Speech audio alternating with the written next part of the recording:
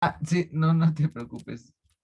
Es que creo que dijiste 2 y 9. Bueno, 2 sí fue, 9 es mañana, pero el día 2 sí, creo que ese día se me pasó subir las notas. Déjame checo rápido. Creo que sí se me pasó, Es 2 y 6 de septiembre. 2 y 6. Ese día fue martes. Déjame ver qué pasó con esas fechas. De todas maneras están los videos, pero...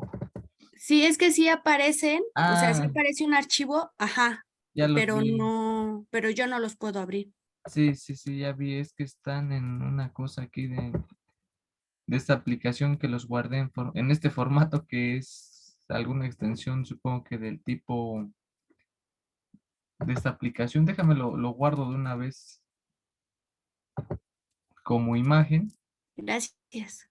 Qué bueno que me comentan. Mm, ok, en principio así ya se guardaría. Quedamos que es el... Ah, ya ni vi bien qué era este. Creo que era el del 6. 06.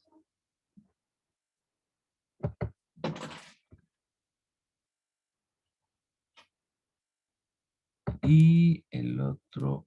Oye, no, este era el 06. Ok, y este es el 02.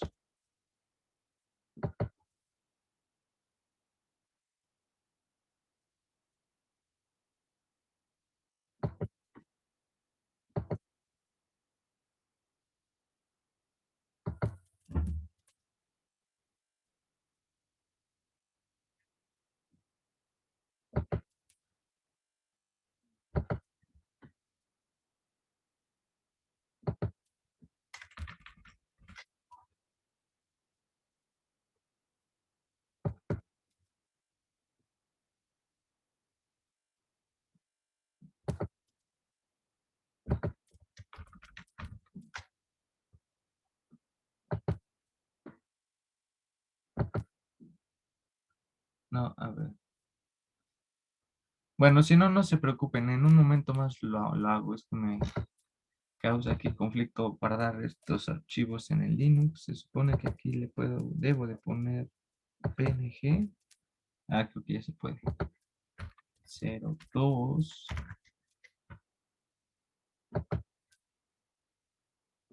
Ah, perdón, es que esto es frustrante. Ok, si no, no se preocupen, yo lo hago con calma. A ver, tal vez solo baste con ponerle aquí PNG. Ok, qué bobada.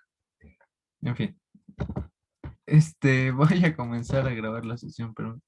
Ah, no, ya, que bueno, ya se está grabando. Eso significa que acabo de grabar el ridículo que acabo de hacer con el artículo, digo, con la imagen. En fin, no importa.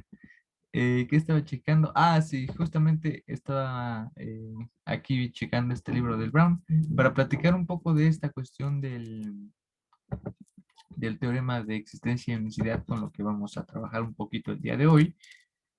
Y bueno, voy a también a culminar esta cuestión de la ecuación logística que comentábamos el día de antier, en nuestra sesión pasada. Y algo importante a lo que concluíamos nuestra clase pasada era que de esta ecuación que llamábamos la ecuación logística teníamos n' igual a r por n.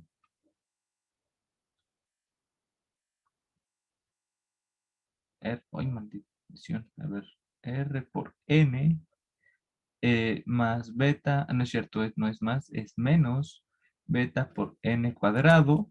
De esta ecuación diferencial llegamos a la solución de nuestra ecuación utilizando una ecuación de Bernoulli y concluíamos que el gráfico de la solución cuando le dábamos una condición inicial a tiempo cero, decíamos que dábamos una medida n0, este, esta cosa iba creciendo exponencialmente al principio y después iba a converger a alguna cantidad constante.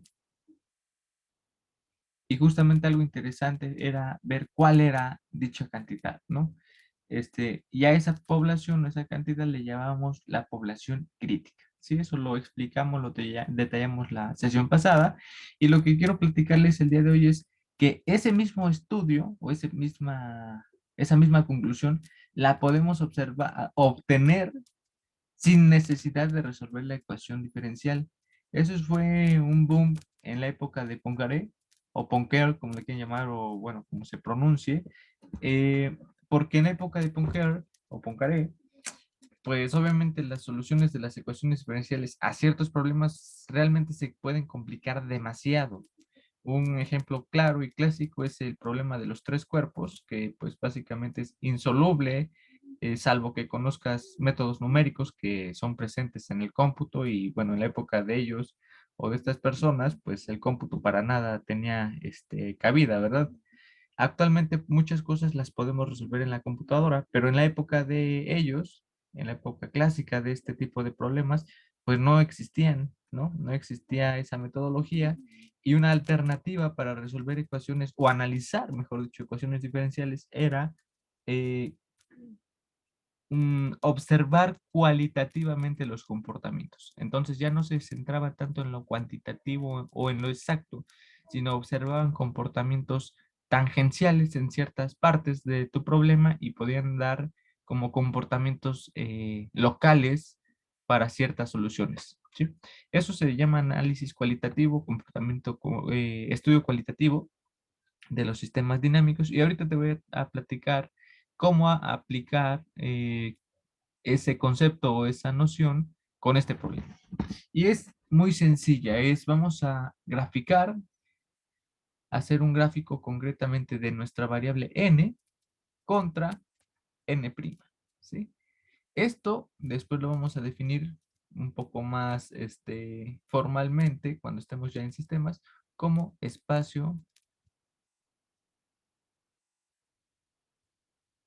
ups,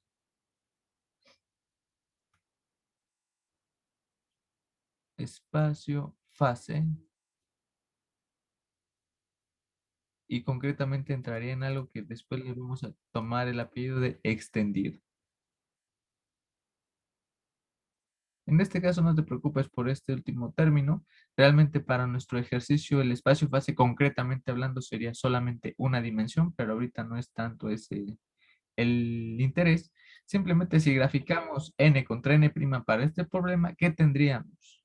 Bueno, voy a poner en el eje horizontal a n y en el vertical a n'.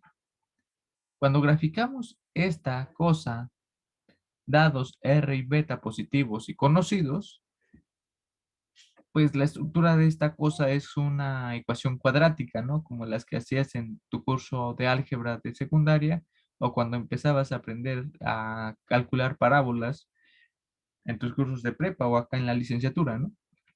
Esta cosa es una ecuación cuadrática y podemos notar también que n' se puede escribir como n por, de hecho puedo factorizar el r por n, déjame lo escribo mejor. Podemos escribir n' como r por n por 1 menos beta entre r por n. ¿Sí? Esta forma de escribir la ecuación diferencial nos puede ser útil porque puedes reconocer dónde la ecuación diferencial se anula. ¿Sí? De aquí podemos ver que si n vale 0, n' vale 0. ¿Sí? Entonces aquí, por aquí va a pasar esa curva, por el origen.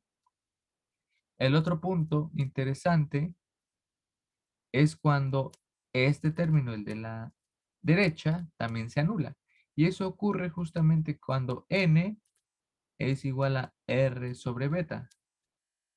Si n es igual a r sobre beta, pues este término te queda 1 menos 1, se anula y te quedaría que n' también vale 0.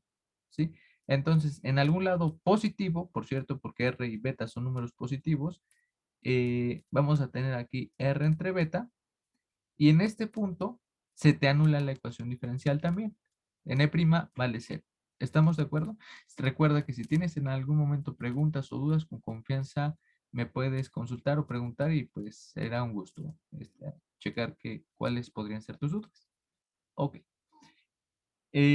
Y bueno, entonces ya que tenemos esos dos puntos por donde va a pasar nuestra gráfica de n contra n', la pregunta es, pues, ¿qué forma va a tener esta ecuación cuadrática? Al ser cuadrática, sabríamos que es una parábola a estas alturas de tu carrera.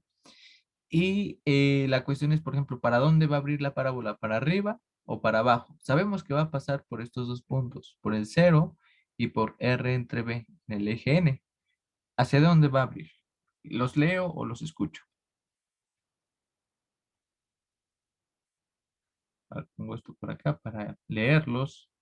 O si alguien quiere decir esa parábola abre hacia arriba o hacia abajo, con confianza hágalo. Yo digo que abre hacia abajo.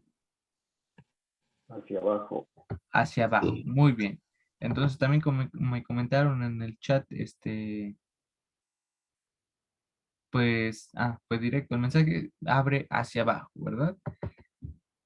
Esta parábola va a abrir hacia abajo. Significa que mi parabolilla va a ser, la voy a poner en color azul. De momento el azul creo que está bien. Va a abrir así.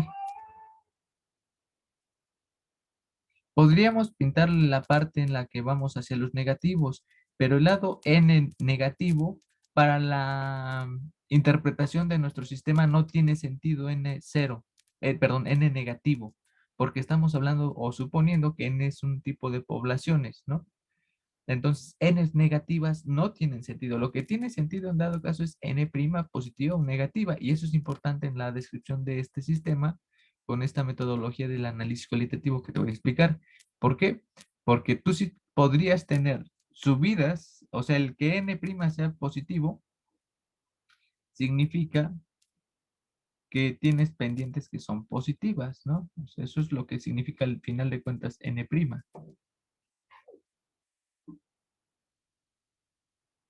¿Sí? Si estamos por debajo de n', o sea, n' negativa, significa que tu solución incluía o podría tener una caída, y eso sí podría ser si n0, por ejemplo, fuera mayor que n crítica. Si fuera mayor que 0, creo que también te había graficado este caso, la solución iba a ser como algo que decaía, iba a converger también a esa población n crítica, y la derivada pues sería pues negativa, ¿no? Iría hacia abajo. Aquí la tangente va hacia abajo. Bueno, eso es lo que estaríamos viendo, pero repito, n siempre sí va a ser positivo.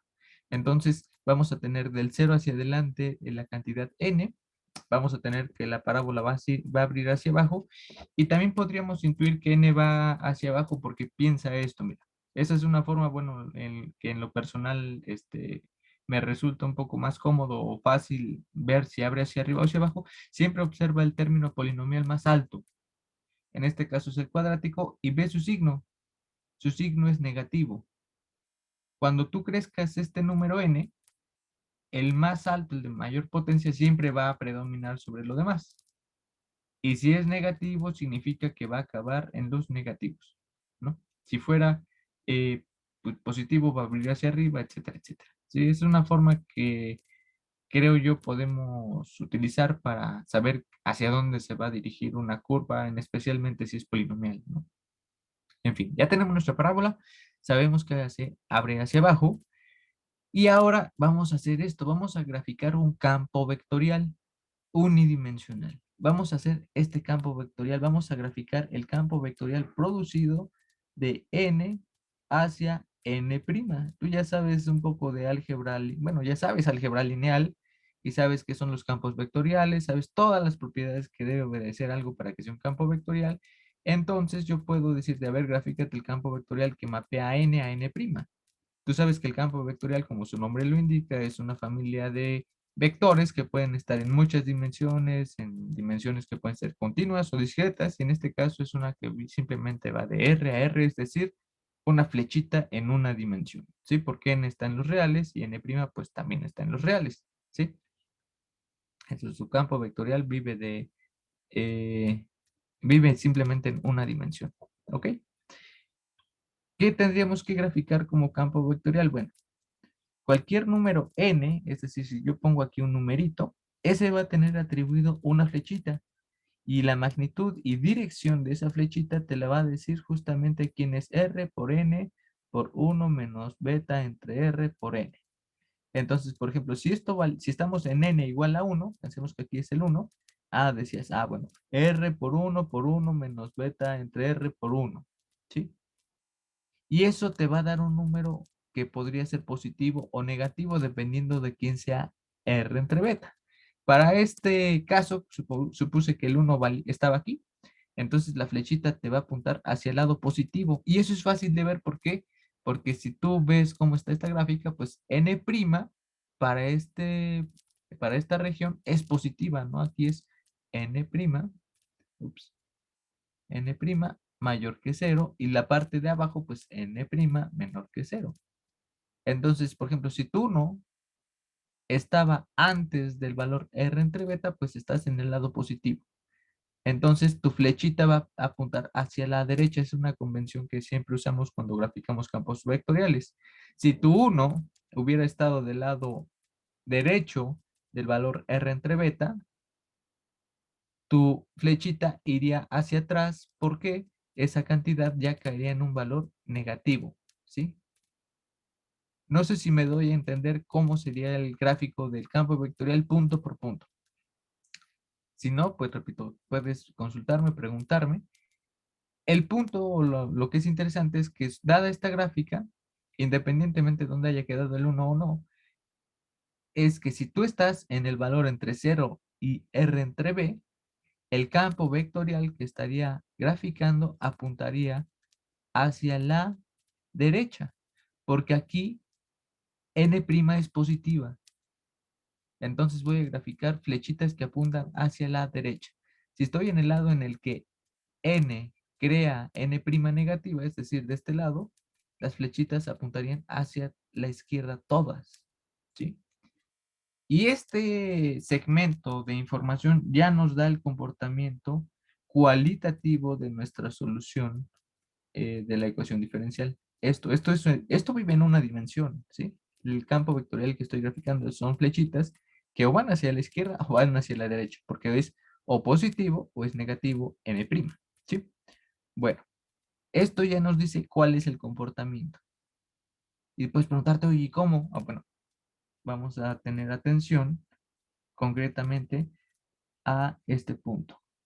Fíjate, la vecindad de las flechas que están alrededor de este punto están apuntando hacia dicho punto, ¿sí? En este sentido, este número va a comportarse como algo que vamos a definir más adelante como un atractor.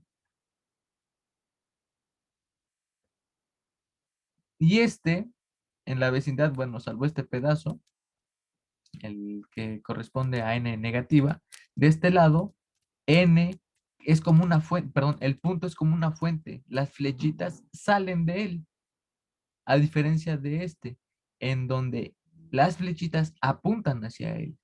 Entonces, el que crea o del que salen como fuente flechitas se le van a reconocer como puntos que son repulsores.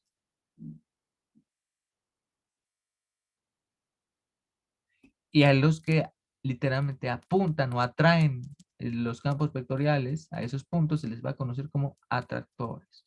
Este es su repulsor, este es su atractor.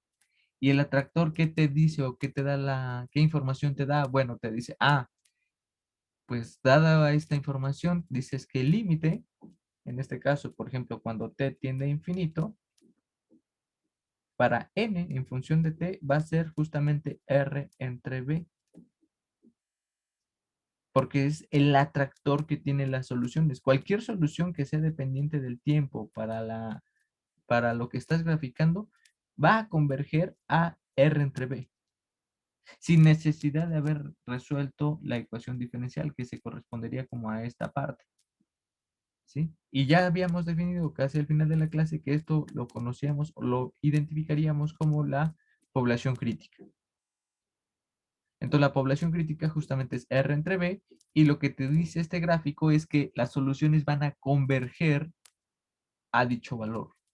Y que si estás cercano al origen en la población, las soluciones van a salir expulsadas. Y eso es cierto porque eso va a darte el comportamiento justamente divergente. O sea, aquí sales como repelido exponencialmente, mientras que de este lado justamente eres como atraído a este valor crítico, ¿sí? Ese estudio, ese tipo de análisis se le conoce como análisis cualitativo. Y date cuenta, nunca resolvimos en este grafiquito, no resuelves la ecuación diferencial. Solo analizas el comportamiento, en este caso de este campo vectorial muy sencillo que grafiqué, y eso te permite pues saber cómo es la solución de una ecuación diferencial, por lo menos en ciertos límites, en este caso o en el tiempo cero o en el tiempo infinito, ¿sí? Vamos a hacer un ejercicio breve en una dimensión porque cuando estemos en la parte del sistema vamos a hacer casi que lo mismo, nada más que en 2 dimensiones. Y es importante que eso quede como claro o visualmente accesible a tu comprensión, ¿vale? Vamos a pensar que tenemos esto. Ups, me salió súper chueca mi línea. Uy. Pensemos que tenemos aquí una cantidad X contra su cantidad X'. Y X' resulta ser algo así como X cuadrada menos beta X cúbica y ya. Tenemos eso. ¿Qué tipo de soluciones nos va a recrear una ecuación diferencial, aunque sea no lineal? Date cuenta que esta cosa es no lineal. ¿Qué tipo de cosas nos va a dar en los comportamientos este objeto? Bueno, esto lo podemos representar como x cuadrada por 1 menos beta por x. Y entonces vamos a saber que en el origen va a haber un comportamiento extraño o simpático y que en el parámetro o valor 1 entre beta también va a haber un comportamiento extraño o simpático, ¿sí? ¿Cómo sería la gráfica de esta curva si graficáramos x contra x'?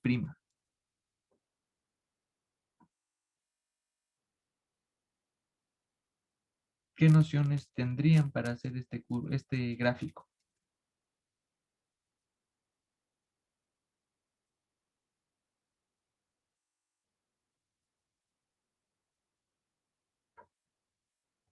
Creo que de esto, bueno, no sé, es más quizás común que lo practiquen un poquito en los cursos justamente de cálculo 1, cuando practican este tipo de cosas, ¿no? Entonces, como bien menciona, pues es una cosa cúbica. Eh, por ejemplo, en cero, me preguntan también en el chat, dice, lo evaluamos en cero y sale 1.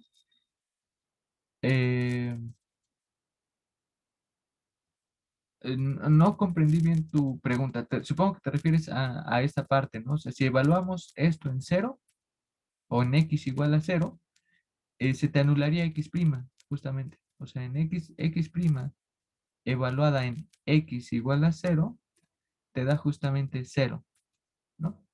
¿Por qué? Pues porque te quedaría 0 cuadrado, ups, perdón, te quedaría 0 al cuadrado menos beta por 0 al cubo y pues eso sería justamente 0. A ver, en sus comentarios ahora veo que dicen sube y baja y vuelve a subir a infinito. Y bueno, y después comentaste que no, que es al revés. Y después dices que baja y pasa por el cero. Bueno, justamente como este tipo de cosas puede empezar a crearte algún tipo de dudas sobre cómo graficar, aquí es donde les digo, creo que es bueno que aprendan o que tengan en mente cómo hacer ciertas gráficas, pues en general, ¿no? Porque a veces no siempre es válido, ay, que uno está empezando a dudar o cosas así, sobre todo si estás haciendo un trabajo ante un jefe o un superior. Entonces, nunca está de más que tengan su graficador en mano, pero si no, pues lo interesante sería ver cómo hacerlo desde el punto de vista de ese análisis que les decía.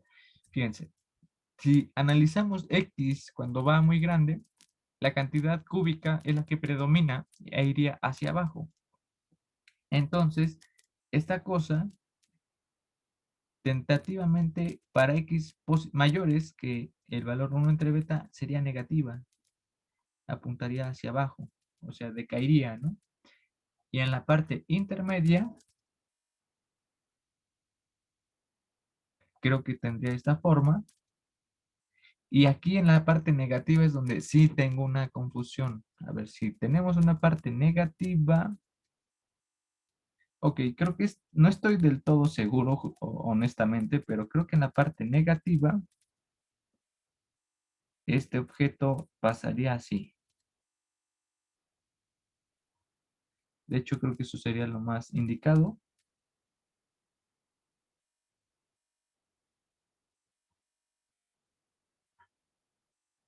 Déjame lo razono con cuidado. A ver. Si X es muy negativa, esto se hace positivo, porque X al cubo de un número negativo es negativo, y con este negativo se hace positivo. Y entonces el término cuadrático por defecto ya va a ser positivo. Pero el término cúbico se va a hacer positivo también. Entonces, entre X más grande, pues esta cosa crece más, ¿sí? Entonces, como comenta justamente su compañero, baja, viene de ahí de una cantidad enorme, baja, pasa por el origen, sube y baja hasta menos infinito. Tal cual. Así es. Entonces, este sería el comportamiento característico, por ejemplo, para esta ecuación que ahorita me acabo de sacar yo de la manga. Lo importante es ver cómo es el campo vectorial que nos va a producir este objeto. Bueno, aquí X' en este dominio va a ser positiva. Entonces vamos a tener flechitas que apuntan hacia la derecha. Y aquí cantidades que apuntan hacia la izquierda, ¿verdad? Porque acá en este valor X' es negativo. Ahora, de este lado, también tenemos flechitas que apuntan hacia la izquierda, perdón, hacia la derecha, porque X' resulta ser, pues, positivo, justamente. Entonces, aquí lo interesante es este punto. Este punto es el que se está comportando como un atractor, ¿sí? Sería un valor al que convergerían estas soluciones, sin resolver la ecuación diferencial, repito. Y eso que tenemos una ecuación no lineal, ¿sí? Esta ecuación diferencial ya no es una ecuación diferencial de Bernoulli, porque recuerda que la de Bernoulli tiene otra estructura. Solamente teníamos una cantidad que era la que tenía la potencia. Era algo así como X' igual a, perdón, más P de T por X igual a Q de T por X a la N. Este chunche que acabo de escribir ya no tiene esa forma, ¿no? Ya no es una ecuación de Bernoulli, es otra cosa. Simplemente me la inventé ahorita y resultó esa. Pero lo interesante, repito, es que con este estudio cualitativo sabríamos que la eh, ecuación en sus soluciones van a converger a este valor. Me preguntan, ¿qué punto era el 0 en el campo direccional? El 0 sería acá. Aquí sería el 0. Sería simplemente un punto crítico, pero es un punto crítico que no tiene un comportamiento particular de ser atractor o repulsor. Simplemente pasaron por ahí las soluciones y en la perspectiva de la ecuación diferencial sería como una especie de punto, ¿cómo se llaman estos? Ay, se me olvida el nombre, se me olvida el nombre. Un punto, se me olvidó el nombre, que no es ni máximo ni mínimo, es de inflexión, totalmente, exactamente, tal cual. Es como un punto de inflexión, donde ocurrió un comportamiento simpático en la curvatura, en dado caso, esa curvatura que aprenden en el curso de cálculo 3, de que tenía que ver con torsión y literalmente curvatura, pero no creo algo así como tal en la sensibilidad de los límites del comportamiento de la ecuación diferencial, ¿sí? Por ejemplo, uno que sí pudo haber generado un comportamiento simpático era este. Pensemos esto. Supongamos que tenemos algo así graficado. Independientemente de la ecuación diferencial que la defina, pensemos que nuestra gráfica de x contra x' nos crea esto.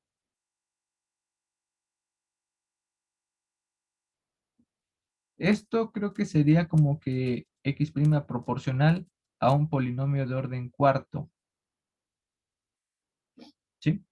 Porque sería un polinomio de orden 4, tiene 4 raíces, 1, 2, 3 y 4. De ahí sale la cuestión polinomial de orden cuarto, y es un polinomio que abre hacia abajo, bueno, o sea, en sus límites. Y en este caso, las grafiquitas serían así, mira, las del campo vectorial, estas irían hacia acá, estas apuntarían hacia la derecha, aquí hacia la izquierda, aquí hacia la derecha, aquí hacia la izquierda. Muy bien. Entonces, este punto sería un repulsor. Este sería un atractor. Aquí tendríamos un repulsor y este sería otra vez un atractor. Entonces, en dado caso ya una condición inicial, pues podrías caer atrapado en uno de estos atractores o podría ser repelido por alguno de estos dos repulsores, ¿sí? Y eso ya va a depender de otra cantidad interesante o importante que es la condición inicial, ¿sí? Que también vamos a estudiar. De hecho, es justamente con lo que quiero comenzar a platicar ahorita. No sé si generan dudas o preguntas estas formas en las que podemos graficar o analizar estos comportamientos cualitativos de ecuaciones diferenciales cuando se puede expresar así nuestra ecuación. X' en función explícita de X, ¿sí? Repito, esto es válido cuando X' es función de X. Pero en general nuestro problema es más complicado. Nuestro problema tiene esta estructura y es así. X' es igual a f de t y de x, ¿sí? Para la ecuación de primer orden. Porque tenemos la dependencia explícita de x, pero también podríamos tener la dependencia explícita de t. Es decir, tengamos este ejemplo. X' igual a, mm, pues, t por x. Esta cosa no la puedes graficar así, ¿no? Está dada con esa estructura. Para este problema no podrías graficar este espacio-fase. ¿Por qué? Porque tienes una dependencia explícita de la variable independiente. Esta forma de graficar el espacio-fase que les estoy comentando es válida cuando tú tienes la dependencia explícita solamente de la variable dependiente. Date cuenta, aquí no hay dependencia explícita de la variable t. Aquí no hay t explícita, ¿sí? Si yo le hubiera puesto al modelo más un término t cuadrado o t lineal, lo que sea, si aparece explícitamente, esto ya no podrías graficarlo porque esto ya vive en otra dimensión adicional, ya viviría en R2, ¿sí? Y eso es justamente lo que define estas cosas de espacio fase extendido, etcétera, etcétera. Déjame, creo que vi un comentario en el chat. Ups, perdón.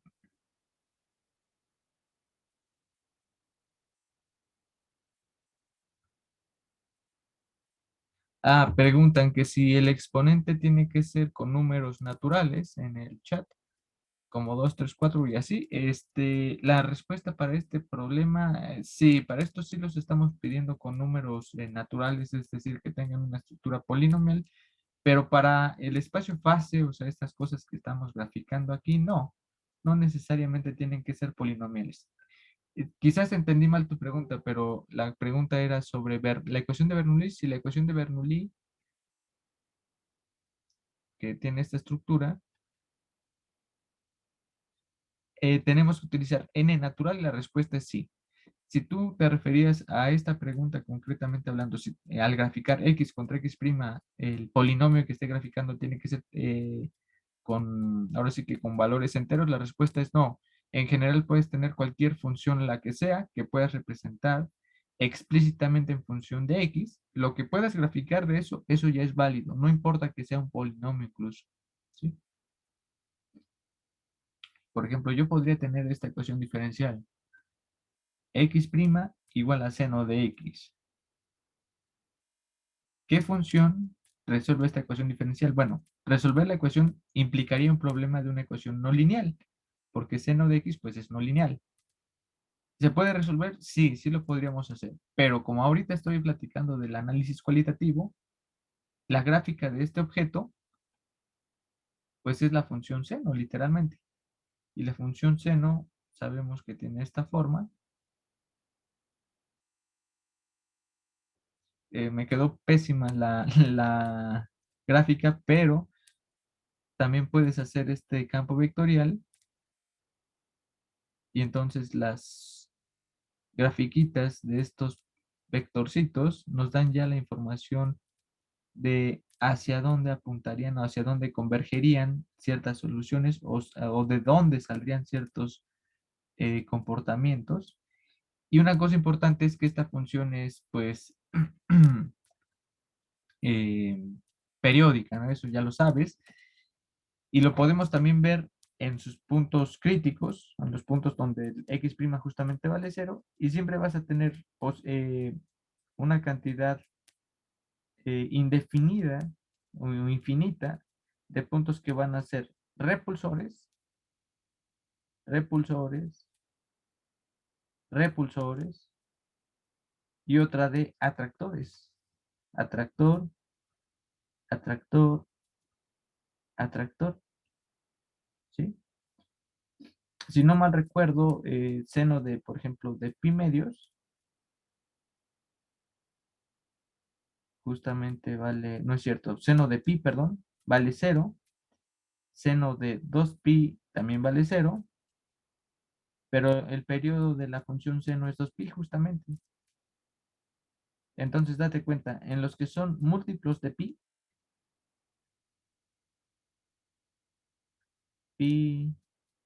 eh, 2pi, 3pi, los múltiplos que son los múltiplos impares de pi, son los que son atractores.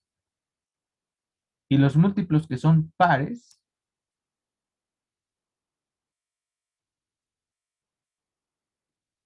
son los repulsores. Entonces, por ejemplo, esta ecuación diferencial repito, esa no la podemos representar en forma polinomial finita, salvo que tú hagas una expansión en series de Taylor, pero aún así te quedaría una serie infinita. Y este chunche tiene una cantidad infinita de atractores y repulsores. Aquí lo interesante es que los que son múltiplos impares de pi son los que tienen la naturaleza atractora y los que son múltiplos pares de pi son los que son repulsores.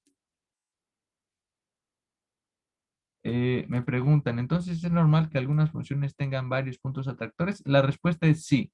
Puede haber ecuaciones diferenciales que tengan una cantidad infinita de puntos atractores o puntos repulsores. Eso ya va a depender de cómo sea tu ecuación diferencial. Exactamente.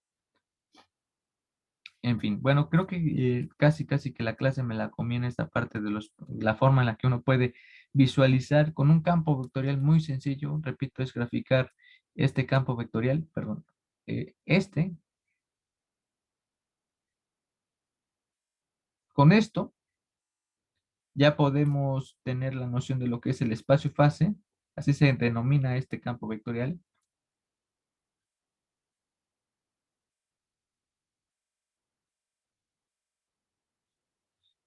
Y con ello ya sabemos el comportamiento cualitativo de ciertos puntos, que estos puntos, por cierto, se les va a conocer como puntos críticos, ¿sí? Todos los puntos en los que x' vale 0, se le conoce como puntos críticos, justamente son máximos y mínimos, ¿sí? Y ya vimos también como el caso de la forma cúbica, que también puede haber aquellos que no son ni máximo ni mínimo, sino son puntos de inflexión, ¿va?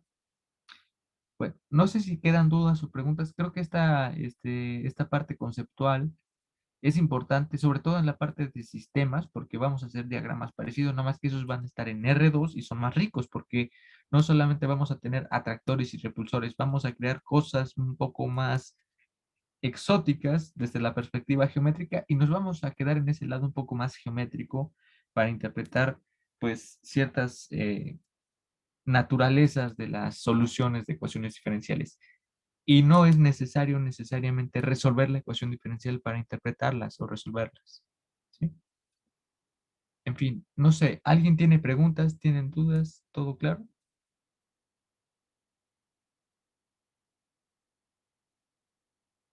Para la siguiente clase, de hecho, por si ustedes quieren ir estudiando por su cuenta o algo por el estilo, vamos a trabajar este ejercicio.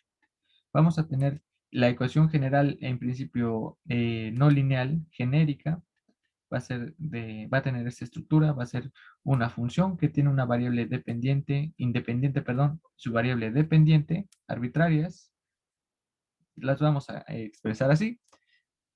Y entonces, bueno, ya sabemos que de momento la solución, por lo menos para este problema, tendría una estructura semejante a esta, que implícitamente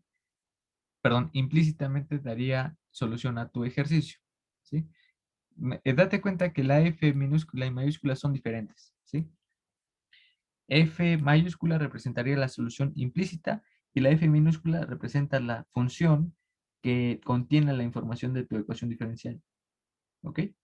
Entonces ya sabríamos en principio que nuestra solución tendría una estructura similar a esta porque siempre va a estar sobreviviendo una constante de integración en todos lados y esa es la que nos va a generar curvas de nivel, ¿no? Al final de cuentas, ¿sí? Pensemos que esto vive en R2, perdón, en R3, el mapeo, y pues al hacer esto una constante estamos pensando que son como curvas de nivel, justamente, ¿no? Las soluciones. Ya le dimos un nombre a esas soluciones, etcétera, etcétera. Y lo que es interesante ahora es, si yo te digo o te doy una condición inicial,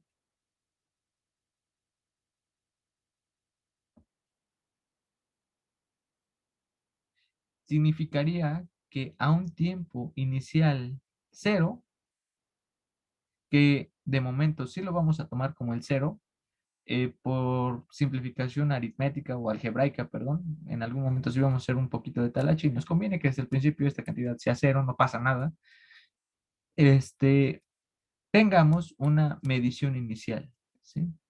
De cero, que en este caso sería cero, y eso le vamos a llamar x0.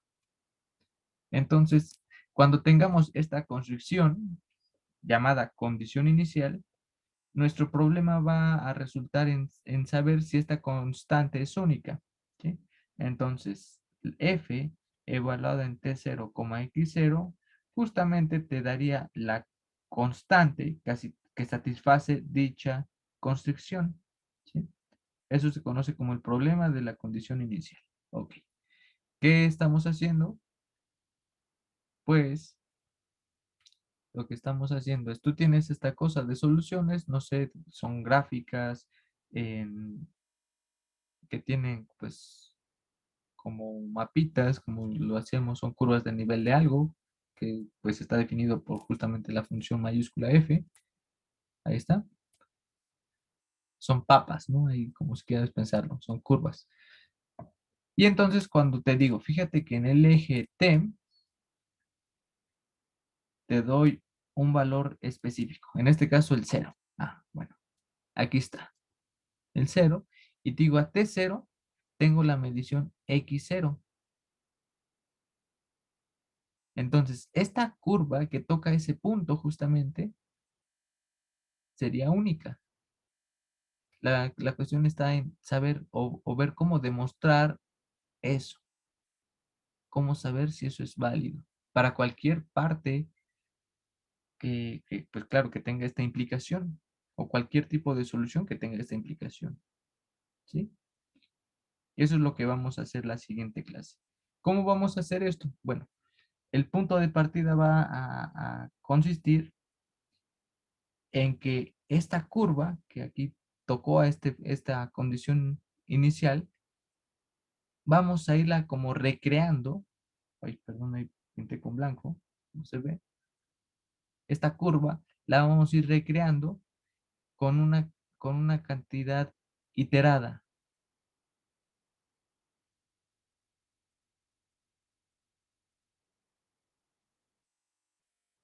De modo que cuando tengamos una cantidad infinita de iteraciones, recreamos o vamos a recrear completamente esta curva, ¿sí? Al principio, esta iteración va a comenzar con una recta horizontal, después va a crearse algo cuadrático, después algo cúbico, después algo cuártico, y así vamos a ir recreando esta función al grado que literalmente la vamos a obtener, ¿sí? Ese nombre o esa forma o estructura en la que vamos a crear estas iteraciones tienen el nombre de iteradas de Picard. Si quieres ir estudiando por tu cuenta esta parte, está bien, si no, de todas maneras nosotros lo vamos a estudiar y vamos al final de cuentas también a enunciar una cosa que se conoce como el teorema de existencia y unicidad. Nosotros con las iteradas de Picard vamos a trabajar la existencia de esta curva. Tú en tu tarea vas a investigar un poquito la parte que está relacionada con la unicidad de esa curva, ¿sí? Entonces, la primera parte es ver que esa curva existe y de tu parte va a constar en tu tarea que sea única, ¿va? Y pues así sería lo que vamos a avanzar. Entonces, si no hay más dudas o preguntas, déjame ver si en el chat hay algo. Ay, ya perdí el chat. Aquí está. Bueno, parece que no hay más preguntas. Entonces, con eso vamos a continuar la siguiente sesión. ¿Ok? De momento, pues creo que no hay más dudas o preguntas. Pues nos vemos el día.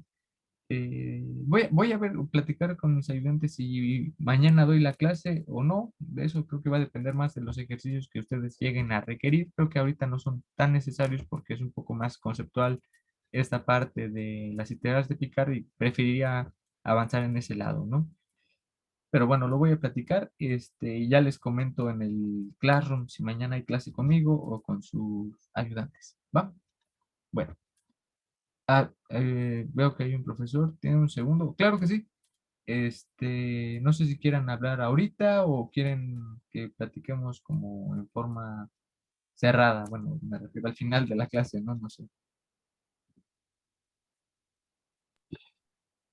Pues es una duda particular. Sí. No sé si mis compañeros ya quedan saliendo o se pueden quedar, no pasa nada. Es con respecto al apunte que hice cuando introducimos la ecuación logística. Entonces, Ajá. primero yo tenía que P y Q eran menos R y eran menos beta. Y luego en mi apunte vi que introdujo una P tilde y una Q tilde que son R y beta. Ajá. Tengo entendido que porque le quitó el signo porque uno menos n es uno menos 2 y de ahí el Ajá. negativo. Sí, así es. Y Sí. luego de ahí brincamos a que U' más RU es igual a beta. Entonces, ese salto ya no lo entendí. A ver, espérame. Déjame, escribo un poco lo que comentaste para Ok, que no perdamos el hilo de tu de duda, lo que ¿no? pasó. Sí, a ver, Sí, entonces, sobre todo es el juego con los signos en el que tengo duda. si no mal recuerdo, enunciamos la ecuación logística como esta cosa que estoy escribiendo. Entonces, Sí. podríamos reestructurarla un poquito como n' por r menos, perdón, n' menos r por n igual a menos beta n cuadrado. Y entonces aquí desde la perspectiva de la ecuación de Bernoulli, pues P de T es menos R, Q de T es igual a menos beta, y después, bueno, sabemos que todo el camino de Bernoulli nos conllevó a un cambio de variable en donde la ecuación queda algo así como U' más 1 menos n por U es igual a 1 menos U, perdón, 1 menos n por Q, ¿no? Ah, y aquí me faltó P, perdón, aquí me faltó P. Bueno, lo voy a poner acá, por P. Sí, era U por P. Ajá, U por, es exacto, es 1 menos n por U por P o P por U por 1 menos Q, ¿sí? Y esta cosa tiene forma como X' más P por X igual a Q por X a la N. Entonces, cuando hacíamos el mapeo de la ecuación de Bernoulli a una ecuación lineal, la ecuación se transforma así, y entonces justamente el término que va con 1 menos n por P, lo denominamos como P tilde, y Q tilde lo denominamos como 1 menos n por Q, ¿sí? Sí, Entonces, correcto. aquí como tenemos n igual a 2, te quedaría que para este ejercicio, solo para este, P tilde sería igual a R positivo, porque te quedaría menos 1 por menos R, te quedaría R, y Q tilde sería igual a, y lo mismo, ¿no? Menos 1 por menos beta te quedaría beta. Y entonces, Ah, ok. ajá, y entonces tu ecuación en la base U te quedaría que U tiene la forma U' más R por U igual a beta por nada, ¿no? Ya eso es todo.